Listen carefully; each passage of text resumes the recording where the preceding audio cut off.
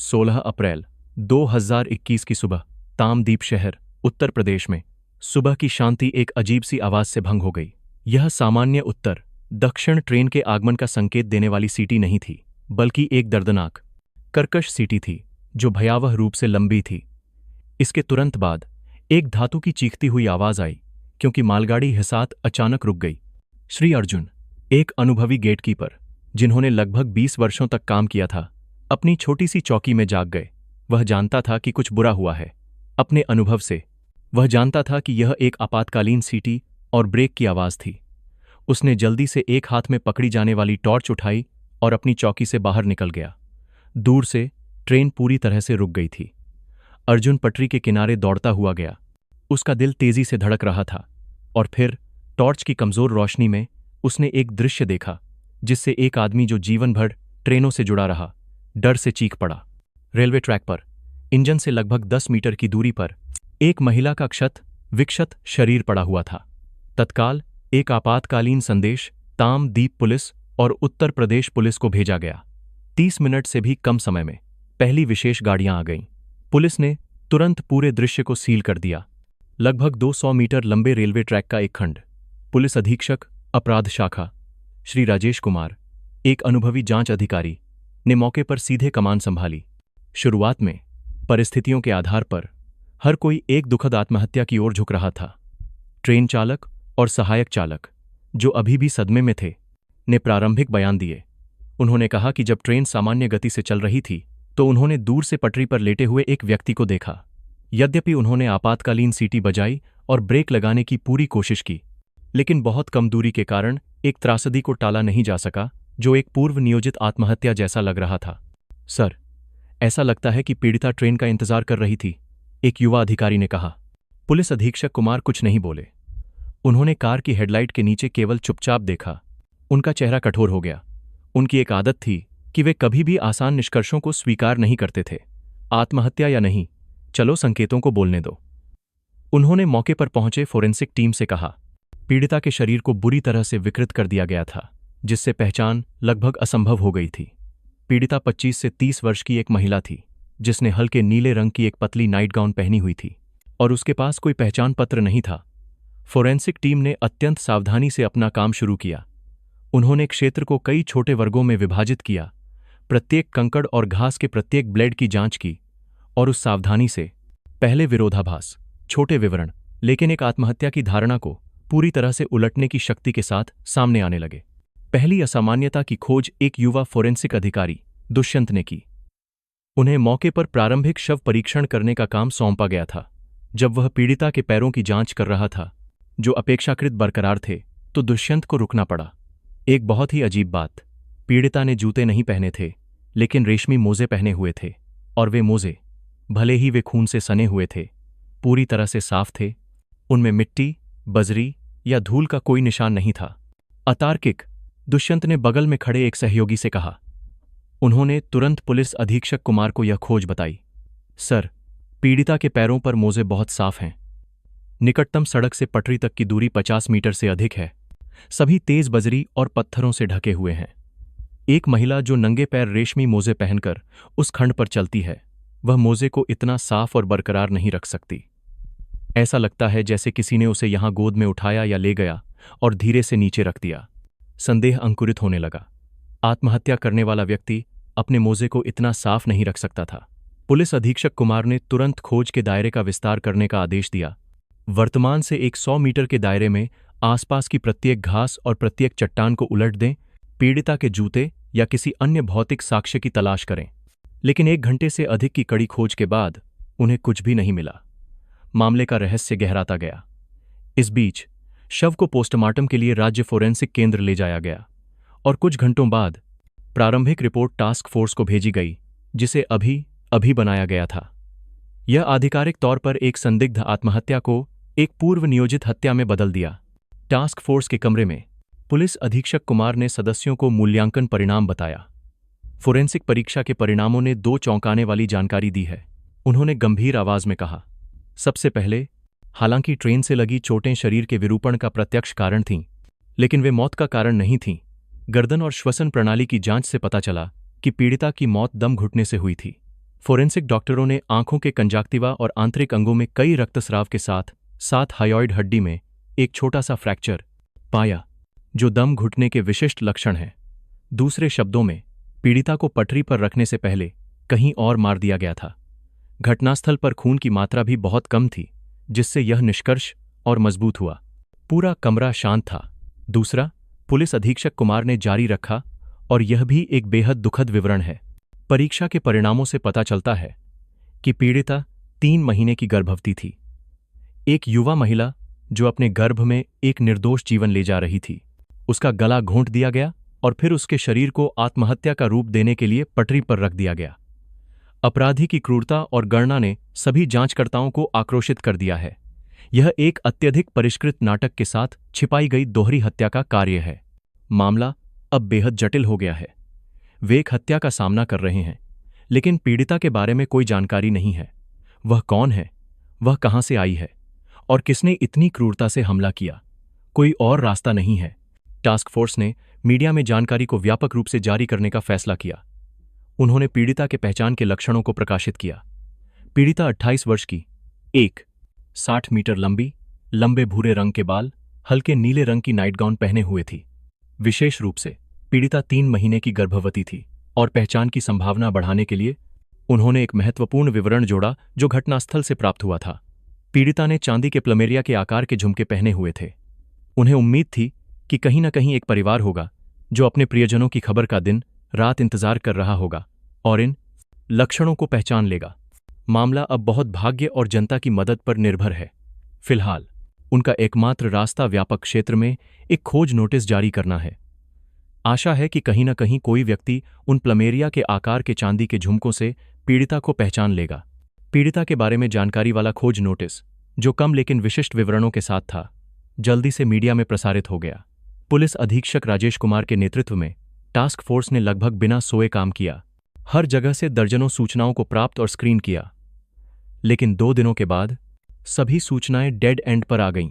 कोई भी परिवार पूरी तरह से पीड़िता के लक्षणों से मेल खाने वाले किसी लापता सदस्य के साथ नहीं था। मामला एक बार फिर गतिरोध के कगार पर था।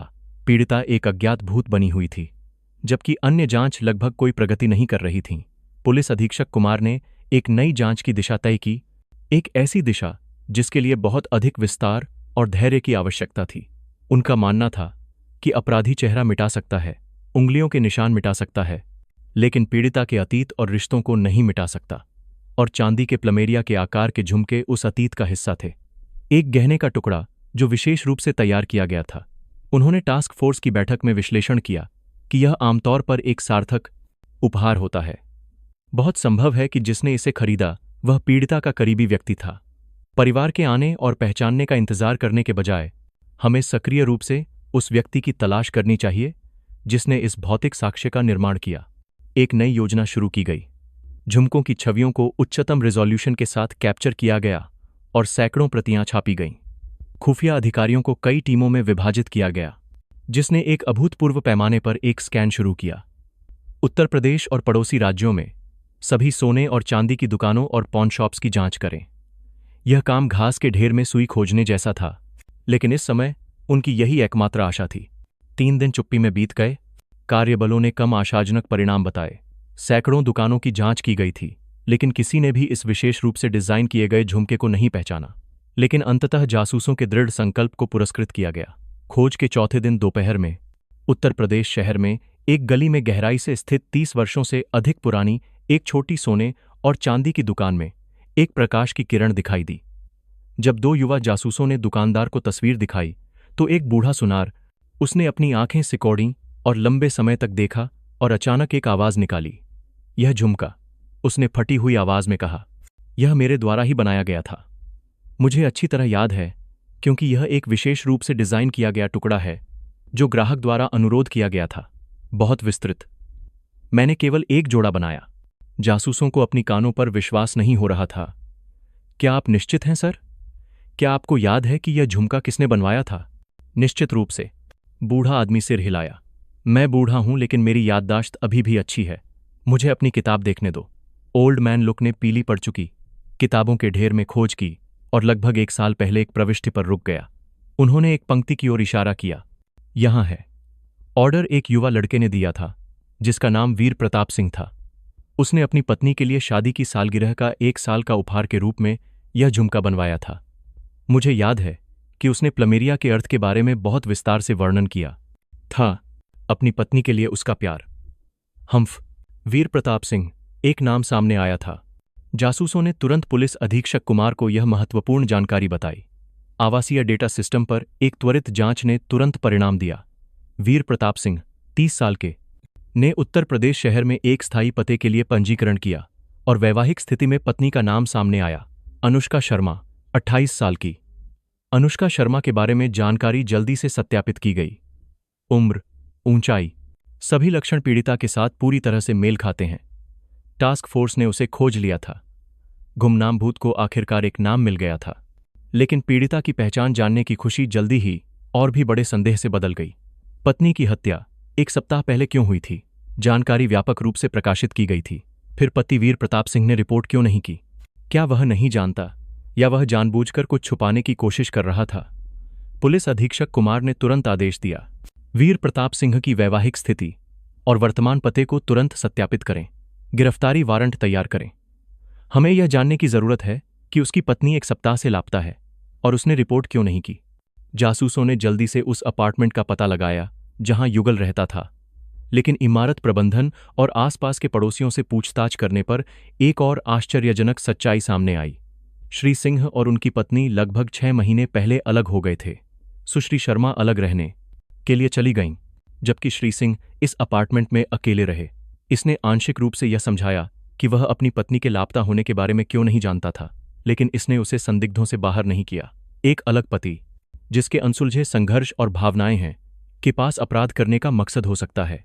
वीर प्रताप सिंह को पूछताछ के लिए राज्य पुलिस मुख्यालय में बुलाया गया था। जांचकर्ताओं का सामना करते हुए वह अपनी पत्नी की हत्या के बारे में सुनकर बेहद स्तब्ध और दर्द में दिखे। उन्होंने पुष्टि की कि झुमका वास्तव में एक उपहार था जो उन्होंने अपनी पत्नी को दिया था। उन्होंने युगल के अलग होने और वैवाहिक जीवन में संघर्ष के बारे में भी पूरी जानकारी प्रदान की। हम अब एक साथ नहीं रहते, उन्होंने कर्कश आवाज में कहा, लेकिन फिर भी वह मेरी पत्नी थी। सर, कृपया उस व्यक्ति को खोजें जिसने उसे मार डाला। श्री सिंह, पोस्टमार्टम के परिणामों से पता चला कि आपकी पत्नी 3 महीने की गर्भवती थी। पुलिस अधीक्षक कुमार ने कहा। उनकी नज़र सीधे आदमी पर टिकी हुई थी। आप इस बारे में क्या समझा सकते हैं? मुझे नहीं पता, सिंह ने विस्मय में जवाब दिया। हमने बहुत समय से एक साथ नहीं किया। निश्चित रूप से वह मेरा बच्चा नहीं है। शायद उसने पिछले समय में किसी और को पाया। पति के बयान ने मामले के लिए एक नया मोड़ खोल दिया। अलगाव के दौरान पीड़िता का किसी अन्य पुरुष के साथ संबंध था और वह गर्भवती हो गई थी। अपराधी सबसे अधिक संभावना है कि यह रहस्यमय प्रेमी है। हालांकि इस दिशा में जांच करने से पहले टास्क फोर्स को पति की संभावना को पूरी तरह से खारिज करना होगा। एक टीम को तुरंत वीर प्रताप सिंह की अनुपस्थिति का प्रमाण सत्यापित करने का काम सौंपा गया। उनके सहयोग से जासूसों ने उस रात सिंह की गतिविधियों को जल्दी से सत्यापित किया जिस रात हत्या हुई थी। फोन लोकेशन डेटा, सुरक्षा कैमरे और गवाह बयानों से पता चला कि वह घर पर अकेले थे। वीर प्रताप सिंह को अस्थायी रूप से मुख्य संदिग्धों से हटा दिया गया था। जांच अब पूरी तरह से दूसरे रास्ते पर केंद्रित है, उस गुप्त प्रेमी का पता लगाना, पीड़िता के बच्चे का पिता। इस रहस्य को सुलझाने की कुंजी सुश्री अनुष्का शर्मा का निजी जीवन है। टास्क फोर्स ने अलगाव के बाद सुश्री शर्मा के अपार्टमेंट की तलाशी लेने का आदेश मांगा, लेकिन उसका सेल फोन गायब था। अपराधी का एक स्पष्ट छिपाव कार्य। ऐसा लग रहा था कि मामला एक बार फिर गतिरोध में चला गया है, लेकिन जांचकर्ता निराश नहीं थे। वे जानते थे कि डिजिटल युग में कोई भी रहस्य हमेशा के लिए नहीं छुपाया जा सकता है। उच्च तकनीक अपराध का मुकाबला करने के लिए एक तत्काल अनुरोध उच्च तकनीक अपराध का मुकाबला करने के लिए पुलिस विभाग को भेजा गया था, ताकि पीड़िता के क्लाउड खातों से सभी डेटा को पुनर्स्थापित करने में सहायता मिल सके। अपराधी का शिकार अब एक नए मोर्चे पर चला गया है, जो साइबर स्पेस पर एक मोर्चा है। उत्तर प्रदेश पुलिस विभाग के टास्क फोर्स के समर्थन अनुरोध को उच्च तकनीक अपराध का मुकाबला करने के लिए पुलिस विभाग द्वारा जल्दी से स्वीकार किया गया। सबसे अच्छे साइबर सुरक्षा विशेषज्ञों को सुश्री अनुष्का शर्मा के डिजिटल जीवन के विश्लेषण में भाग लेने के लिए जुटाया गया था। हालांकि सेल फोन, सबसे महत्वपूर्ण भौतिक साक्ष्य, अपराधी द्वारा फेंक दिया गया था, लेकिन साइबर स्पेस पर पीड़िता द्वारा छोड़े गए निशान को पूरी तरह से मिटाना असंभव था। विशेषज्ञों का पहला काम पीड़िता के गूगल और आईक्लाउड खातों की सुरक्षा करने वाले पासवर्ड को तोड़ना था। पेशेवर उपायों और आधुनिक तकनीक के माध्यम से केवल कुछ घंटों में उन्होंने सफलता प्राप्त की। सुश्री शर्मा के फोन से सभी बैकअप डेटा, जिसमें संपर्क, इतिहास, कॉल, संदेश, एसएमएस और सबसे महत्वपूर्ण रूप से ज़ालो, फेसबुक, मैसेंजर जैसे मैसेजिंग ऐप से डेटा शामिल हैं, पुनर्स्थापित किया गया। जब इन बैकअप को खोला गया तो एक सच्चाई जो टास्क फोर्स द्वारा कल्पना की गई थी उससे भी ज्यादा जटिल थी, सामने आई। सुश्री अनुष्का शर्मा का केवल एक प्रेमी नहीं था। अलगाव के दौरान वह एक ही समय में 3 अलग अलग पुरुषों के साथ रिश्ते में थी। उनके मैसेजिंग ऐप्स तीनों पुरुषों के साथ रोमांटिक एक्सचेंजों से भरे हुए थे। वे सभी विवाहित पुरुष थे जिनके पास सामाजिक स्थिति थी। उनमें से कोई भी बच्चे का पिता हो सकता था और उनमें से कोई भी अपराधी हो सकता था। उनके पास एक ही मकसद था, अपने विवाहेतर संबंध के उजागर होने से डरना, अपने पारिवारिक आनंद और कैरियर की प्रतिष्ठा को यह जानकर डरना कि उनकी रखैल गर्भवती है। टास्क फोर्स एक बेहद कठिन कार्य का सामना कर रही है।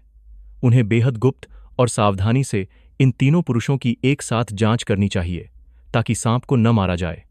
कमांड रूम में सफेद बोर्ड पर पीड़िता अनुष्का शर्मा का सुंदर चेहरा केंद्र में रखा गया था। उसके चारों ओर उन 4 पुरुषों की तस्वीरें थीं जो उसके जीवन से घनिष्ठ रूप से जुड़े थे।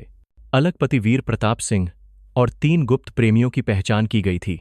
पहला संदिग्ध श्री अशोक कुमार, 45 वर्ष का, दिल्ली में एक बड़ी कंपनी का व्यवसाय विकास प्रमुख है। उनके और पीड़िता के बीच के संदेश वित्तीय सहायता के प्रकार के संबंध को दर्शाते हैं। वह अक्सर लग्जरी होटलों में गुप्त तारीखों के बदले शर्मा को पैसे भेजता था। दूसरा संदिग्ध श्री दिलीप खन्ना, 40 वर्ष का, उत्तर प्रदेश में एक प्रसिद्ध निर्माण ठेकेदार है। उनका संबंध अधिक व्यावहारिक प्रतीत होता है। खन्ना ने शर्मा को उनके किराए के अपार्टमेंट को पुनर्निर्मित करने में मदद की। बदले में वह आदमी की गुप्त रखैल बन गई। और तीसरा संदिग्ध, और वह व्यक्ति जिसके साथ सुश्री शर्मा हाल ही में सबसे अधिक संवाद करती थी, डॉक्टर रवि शर्मा, 35 वर्ष का, एक प्रसिद्ध सर्जन है जो राज्य के जनरल अस्पताल में काम कर रहा है। उनके बीच के संदेश 2 अन्य लोगों की तुलना में गहरी और अधिक भावुक भावनाएं दिखाते हैं। और इन वार्ताओं में शर्मा ने पहली बार उल्लेख किया कि वह गर्भवती है। मामला बोग के समान हो गया था। पुलिस अधीक्षक राजेश कुमार ने चिंतनशील चेहरे के साथ बोर्ड को देखा। जांच अभी एक गतिरोध से उभरी है और तुरंत एक भूल भुलैया का सामना करना पड़ा जिसमें कई मोड़ हैं। हमारे पास 3 नए संदिग्ध हैं। सभी के पास स्थिति और मकसद है। उन्होंने अपने सहयोगियों से कहा। टीम 1 पहले संदिग्ध श्री अशोक कुमार की पृष्ठभूमि और अनुपस्थिति का प्रमाण सत्यापित करेगी। टीम 2 दूसरे संदिग्ध श्री दिलीप खन्ना के साथ काम करेगी। टीम 3 तीसरे संदिग्ध डॉक्टर रवि शर्मा पर ध्यान केंद्रित करेगी। हमें यह जानने की जरूरत है कि हत्या की रात वे कहाँ थे।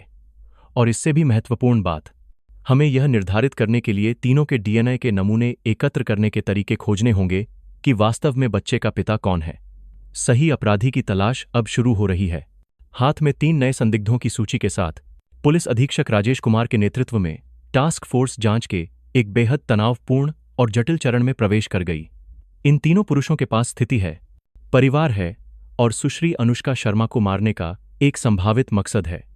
जांचकर्ताओं का काम प्रत्येक बयान को उजागर करना, सावधानीपूर्वक और गुप्त रूप से प्रत्येक अनुपस्थिति का प्रमाण सत्यापित करना और साथ ही उनके डीएनए के नमूने एकत्र करने के तरीके खोजना है। पहले कार्यबल को संदिग्ध संख्या 1 श्री अशोक कुमार, 45 वर्ष का, एक बड़ी कंपनी का व्यवसाय विकास प्रमुख को सत्यापित करने का काम सौंपा गया था। चूंकि श्री कुमार दिल्ली में रहते हैं और काम करते हैं, इसलिए एक खुफिया टीम को जल्दी से जाना पड़ा। सांप को मारने से बचने के लिए उन्होंने खुद को एक आर्थिक धोखाधड़ी की जांच के रूप में पेश किया जो उन कई धन हस्तांतरणों से संबंधित है जो उन्होंने किए थे। इसमें पीड़िता शर्मा के खाते में किए गए लेन देन शामिल हैं। जब जांचकर्ताओं ने उसे एक कैफे में काम करने के लिए आमंत्रित किया तो श्री कुमार आश्चर्यचकित दिख रहे थे, लेकिन फिर भी एक बहुत ही विनम्र और सहकारी रवैया बनाए रखा। शुरू में उन्होंने शर्मा को किए गए धन हस्तांतरणों की व्याख्या एक कठिन परिस्थिति में एक छोटे भाई को सहायता प्रदान करने के रूप में की, लेकिन जब जासूसों ने तालिकाओं पर बरामद किए गए अंतरंग जालो संदेश लगाए तो अनुभवी बाजार प्रमुख का चेहरा बदलने लगा। वह शर्म और डर से पीला पड़ गया। कुछ देर चुप रहने के बाद श्री कुमार ने सुश्री शर्मा के साथ नाजायज संबंध होने की बात स्वीकार की, उन्होंने अत्यधिक पछतावा व्यक्त किया, यह कहते हुए कि यह कमजोरी का एक क्षण था, एक अस्थायी गलती, और लगातार जांचकर्ताओं से इस मामले को गुप्त रखने की विनती कर रहे थे ताकि उनके परिवार और कैरियर को प्रभावित न किया जा सके। तो इस वर्ष 14 से 16 अप्रैल के दौरान आप कहाँ थे, क्या कर रहे थे? एक जासूस ने सीधे पूछा। यह सुनकर श्री कुमार बेहद आश्वस्त दिख रहे थे। उस समय के दौरान उन्होंने कहा, मैं कंपनी के एक प्रतिनिधिमंडल का नेतृत्व कर रहा था जो दनांग शहर में एक अंतर्राष्ट्रीय प्रदर्शनी में भाग ले रहा था। मैं पूरे सप्ताह वहां था। अपने शब्दों को साबित करने के लिए उन्होंने हनोई दनांग की वापसी उड़ानों के टिकटों, 5 सितारा होटल में कमरों के बिलों और प्रतिनिधिमंडल की विस्तृत कार्यसूची प्रदान की। एयरलाइन, होटल और श्री कुमार के प्रतिनिधिमंडल के कुछ सहयोगियों के साथ एक त्वरित फोन सत्यापन ने पुष्टि की कि उनके बयान 100% सही थे। उस रात सुश्री शर्मा की हत्या हुई थी। श्री अशोक कुमार उस घटनास्थल से 800 किलोमीटर से अधिक दूर थे। उनके पास एक अनभिज्ञ अनुपस्थिति का प्रमाण है। फिर भी जासूसों ने कुशलतापूर्वक उस कॉफी के कप के माध्यम से उसका डीएनए का नमूना एकत्र किया जिसे उसने पिया था। बाद में मूल्यांकन के परिणामों ने पुष्टि की कि वह बच्चे का पिता नहीं था। पहले संदिग्ध को आधिकारिक तौर पर सूची से हटा दिया गया। दूसरी कार्य टीम ने दूसरे संदिग्ध श्री दिलीप खन्ना, 40 वर्ष का, उत्तर प्रदेश में एक प्रसिद्ध निर्माण ठेकेदार के साथ काम किया। श्री कुमार की विनम्रता के विपरीत खन्ना काफी असभ्य और असहयोगी लग रहे थे। जब जांचकर्ताओं ने उनसे आदमी के निर्माण स्थल पर संपर्क किया तो शुरू में उसने पूरी तरह से इस बात से इनकार कर दिया कि वह महिला को जानता है। केवल जब जासूसों ने आदमी और पीड़िता के बीच कॉल और संदेशों के सबूत पेश किए तो खन्ना ने स्वीकार किया। हालांकि अनुपस्थिति के प्रमाण के बारे में खन्ना भी बहुत आश्वस्त दिख रहे थे। उन्होंने गवाही दी कि उस रात, जिस रात हत्या हुई थी, उन्होंने अपने नए निर्मित विला में एक बड़ी गृह प्रवेश पार्टी का आयोजन किया था। उस रात मेरे घर पर 30 से अधिक लोग थे। उन्होंने एक चुनौतीपूर्ण आवाज में कहा, मेरे भाई, दोस्त, महत्वपूर्ण व्यावसायिक भागीदार सभी मौजूद थे। वे मेरे घर पर सुबह 2:00 बजे तक खाते, पीते और गाते थे। मैं मकान मालिक हूं, मैं कहीं भी कैसे जा सकता हूं? यादृच्छिक रूप से चुने गए पार्टी में भाग लेने वाले 5 लोगों के साथ एक त्वरित सत्यापन ने पुष्टि की कि खन्ना का बयान सच था। वह पूरी शाम देर रात तक अपने घर पर था। दर्जनों लोगों की उपस्थिति में दिलीप खन्ना को भी संदेह से बाहर कर दिया गया। उनके डीएनए के नमूने ने बाद में गैर मिलान परिणाम भी दिए। 3 संदिग्धों में से 2 को बाहर कर दिया गया है। जांच अब उस अंतिम वस्तु पर अपना सारा ध्यान केंद्रित करती है और वह व्यक्ति है जो हाल ही में पीड़िता के साथ घनिष्ठ संबंध में था। डॉक्टर रवि शर्मा, 35 वर्ष का, एक सर्जन जो राज्य के जनरल अस्पताल में काम कर रहा है। एक कार्य टीम जिसका नेतृत्व स्वयं पुलिस अधीक्षक कुमार कर रहे थे, डॉक्टर शर्मा से मिलने के लिए अस्पताल पहुंची। वे उनसे तब मिले जब उन्होंने कई घंटों तक चलने वाली सर्जरी को समाप्त कर दिया था। वह थके हुए दिख रहे थे, लेकिन फिर भी एक शांत, बौद्धिक शिष्टाचार बनाए हुए थे। जब पुलिस अधीक्षक कुमार ने पीड़िता अनुष्का शर्मा की तस्वीर दिखाई और पूछा कि क्या वह महिला को जानते हैं, तो एक अप्रत्याशित प्रतिक्रिया हुई। डॉक्टर शर्मा ने कुछ सेकंड के लिए तस्वीर को देखा और फिर निर्णायक रूप से अपना सिर हिला दिया। मुझे नहीं पता, उन्होंने शांत स्वर में कहा। मैं एक डॉक्टर हूं। मैं हर दिन बहुत सारे रोगियों के संपर्क में आता हूं। मैं सभी को याद नहीं कर सकता। सीधे इनकार करने का यह कार्य जांचकर्ताओं के लिए एक लाल झंडा था। एक निर्दोष व्यक्ति, यहां तक कि अगर वह संबंध छुपाना चाहता है तो पुलिस के सामने आने पर इतना पूर्ण रूप से इनकार नहीं करेगा। बहुत संभावना है कि वह व्यभिचार से भी बड़ी कुछ बात छुपा रहा है। पुलिस अधीक्षक कुमार ने बहस नहीं की। उन्होंने चुपचाप मेज पर एक पूर्व तैयार दस्तावेज लगाया। अंदर रंगीन मुद्रित पृष्ठ थे। डॉक्टर शर्मा और पीड़िता के खाते के बीच सभी कामुक जालो संदेशों को दिखाते थे। डॉक्टर, पुलिस अधीक्षक कुमार ने कहा, उनकी आवाज ठंडी हो रही है। शायद आपकी याददाश्त इतनी अच्छी नहीं है, तो चलो हम आपको याद दिलाने में मदद करते हैं। यहाँ होटल की तारीखें हैं, वादे हैं और शर्मा को आपके द्वारा धन हस्तांतरण के क्षण हैं। क्या आप अभी भी कहना चाहते हैं कि आप उसे नहीं जानते हैं? अटूट सबूतों को देखकर डॉक्टर का शांत चेहरा अंततः बदल गया। वह पीला पड़ गया। उसके माथे पर पसीने की बूंदें आ गईं। मुझे माफ करना, वह हकलाया। मैं बस बहुत डरा हुआ था। मुझे डर था कि मेरी पत्नी को पता चल जाएगा। डर था कि इससे मेरी प्रतिष्ठा और कैरियर प्रभावित होगा। यह सच है कि मैं उसे जानता था और उसके साथ संबंध रखता था। तो उस रात, जिस रात उसकी हत्या हुई थी, आप कहाँ थे? मैं घर पर था, कुमार ने जल्दबाजी में जवाब दिया। मेरी पत्नी और बच्चे पिछले दिन से अपने दादा दादी के घर वापस आ गए थे, इसलिए मैं पूरी रात घर पर अकेला था। एक अनुपस्थिति का प्रमाण जिसमें कोई गवाह नहीं है। शुरू से ही एक सीधा झूठ है और एक बेहद चिंतित, डरा हुआ रवैया। इन सभी चीजों ने डॉक्टर रवि शर्मा को मामले का एकमात्र संदिग्ध बना दिया है। हमें एक और चीज में आपके सहयोग की आवश्यकता है, पुलिस अधीक्षक कुमार ने कहा। पीड़िता गर्भवती थी और हमें जांच में सहायता के लिए बच्चे के पिता को निर्धारित करने की आवश्यकता है। हम आपको तुलना के लिए स्वैच्छिक रूप से डीएनए का नमूना प्रदान करने के लिए कह रहे हैं। यह सुनकर रवि कुमार अब और शांत नहीं रह सके। नहीं, वह लगभग चिल्लाया, मुझे ऐसा क्यों करना चाहिए? मैं अकेला नहीं हूं। जाओ और दूसरों की तलाश करो। मैं अदालत के आदेश के बिना कुछ भी नहीं दूंगा। इस बार मेह का सीधा इनकार और ज्यादा शंका पैदा कर रहा था। निर्दोष इतने नकारात्मक रूप से रिएक्ट नहीं करेगा। इंटरव्यू समाप्त हो गया और पुलिस को जो चाहिए था वो मिल गया। एक संदिग्ध। पुलिस वापस आई और एक इमरजेंसी मीटिंग की। रवि शर्मा झूठ बोल रहा है और वो ही मेन सस्पेक्ट है और उसके पास ठोस एविडेंस भी नहीं है। शहर का नक्शा दिखाकर पुलिस ने कहा कि जिसने भी हत्या की है उसके कुछ निशान तो जरूर होंगे। अधिकारियों ने सारे कैमरा चेक करके पाया कि रात को 10 बजे शर्मा अपने घर से एक बड़ा सूटकेस लेकर निकला था। शर्मा उस रात उस सूटकेस को खींचता हुआ एक होटल में गया और 15 मिनट बाद अनुष्का शर्मा भी उस होटल में गई थी और अगली सुबह शर्मा अकेला उस सूटकेस को खींचता हुआ होटल से निकला था। पुलिस को उस होटल के कमरे में अनुष्का के जूते भी मिले थे। इन सब सबूतों की वजह से शर्मा पकड़ा गया। शर्मा ने कहा कि अनुष्का ने उसको ब्लैकमेल किया था, इसलिए उसने अनुष्का को मार दिया और उसकी लाश को रेलवे ट्रैक पर फेंक दिया, जिससे वो आत्महत्या लगे। शर्मा को उसके जुर्म की सजा मिली।